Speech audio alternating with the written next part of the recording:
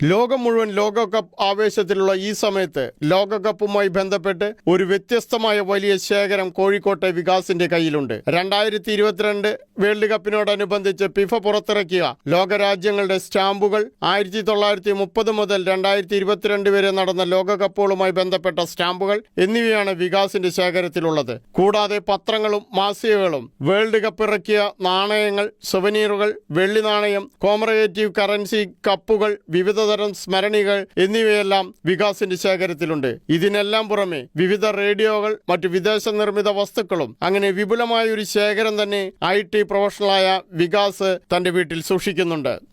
എനിക്ക് ലോകകപ്പുമായിട്ട് ഏകദേശം എൻ്റെ അച്ഛൻ എൻ്റെ ആ ഒരു സാമീപ്യം, അദ്ദേഹം ഇവിടെ കോഴിക്കോട് നരിക്കുനിക്കാരനാണ്.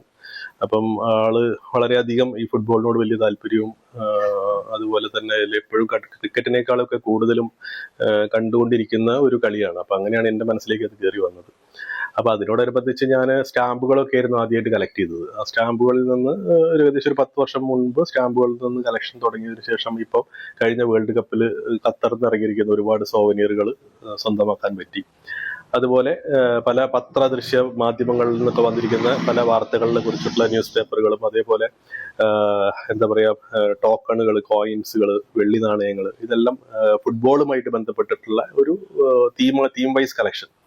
അത് സത്യം പറഞ്ഞു കഴിഞ്ഞാൽ അതൊരു വളരെ കൗതുകരമാണ്. അത് ഒരുപാട് കാര്യങ്ങൾ അതിൽ നിന്ന് പഠിക്കാനുണ്ട് നമുക്ക്. ഇപ്പൊ സ്റ്റാമ്പ് കളക്ഷനിലാണെങ്കിൽ ആ സ്റ്റാമ്പ് കളക്ഷൻ എന്ന് പറയുന്നത് 1938 വരെ, 30 സ്റ്റാർട്ട് ചെയ്ത് 38 വരെയാണ് വേൾഡ് കപ്പ് നടന്നത്.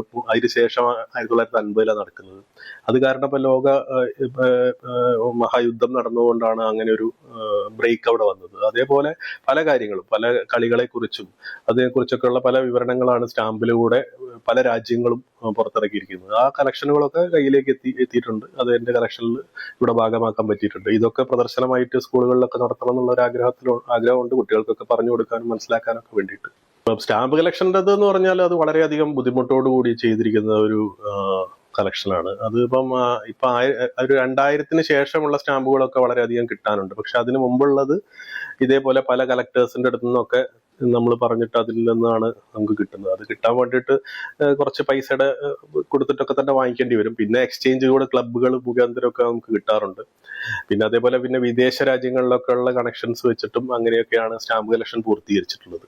പക്ഷെ മറ്റേ സോവനീറുകളൊക്കെ നമുക്ക് ഇപ്പൊ ഖത്തറിലൊക്കെ ഇറങ്ങിയിരിക്കുന്ന സോവനീറുകളൊക്കെ നമുക്ക് പൈസ കൊടുത്ത് വാങ്ങിക്കാൻ പറ്റുന്നതും, പിന്നെ നമ്മുടെ കൂട്ടുകാരൊക്കെ ഇത് കളി കാണാൻ പോയി വരുന്ന സമയത്ത് കൊണ്ടു തന്നിരിക്കുന്നതും ഒക്കെ ഉണ്ട്. നമ്മുടെ ക്ലബിലെ പല അംഗങ്ങളും ഇതിനോട് അറിഞ്ഞിട്ട് തന്നെ ഇങ്ങനെ പല ന്യൂസ് പേപ്പറുകളാണെങ്കിലും സോവനീറുകളാണെങ്കിലും പല കളികളുടെ കാര്യങ്ങളൊക്കെ പറഞ്ഞുകൊണ്ടുള്ള പല എന്താ പറയാ നാണയങ്ങളും ടോക്കണുകളും ഒക്കെ നമുക്ക് കൂട്ടുകാർ വഴിയൊക്കെ കിട്ടിയിട്ടുണ്ട്.